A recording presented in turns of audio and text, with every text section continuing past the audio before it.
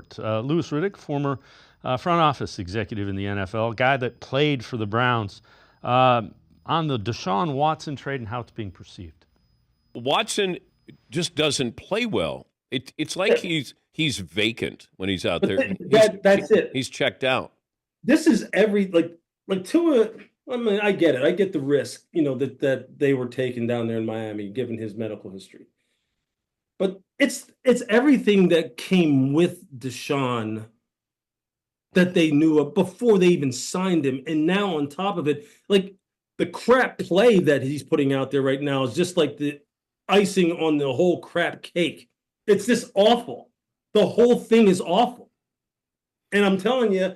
Like it's one of those situations where you sit, and I feel so bad for Cleveland because honestly, in my career, I mean, that's the place I identify with the most because it's where I was the longest and where really I learned football. Like I believe I know it right now.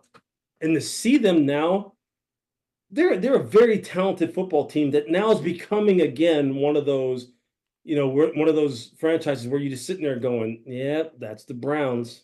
But are they going to be sellers? Like, I don't know what can you do? Yeah, and again, Fred, I don't know about sellers, but you got to find a way to get the offense going, and I don't know how you do it. Yeah, you got to have hope, and like you talked about, if you could see, I don't think if you went to Winston that it means it's forever. You can always go back, but I just don't know if that's the answer. There's just so many components to this, and that's where I just feel like he talked about, they have I feel like the most talented roster that I have covered, and even national reporters all offseason said the Browns had a top 3, top 5 roster. We talked about it on this show, but what was holding them back was the quarterback. And they all had him ranked, at the bottom 5. And I really thought that was just for their disdain. It's hard for me to believe that they knew he wasn't going to play well. But there's clearly a problem. And, I go back, that's why the Browns were willing to they didn't want to go through all this garbage that they've went through off the field, but they were so desperate to get elite quarterback. They clearly felt like they needed to move on from Baker Mayfield, and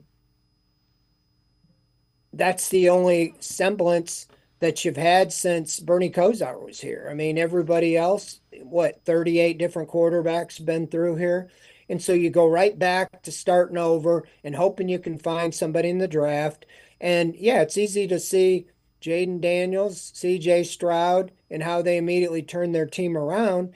But those guys weren't even the first pick in the draft. So somebody in the front offices didn't think they were that good.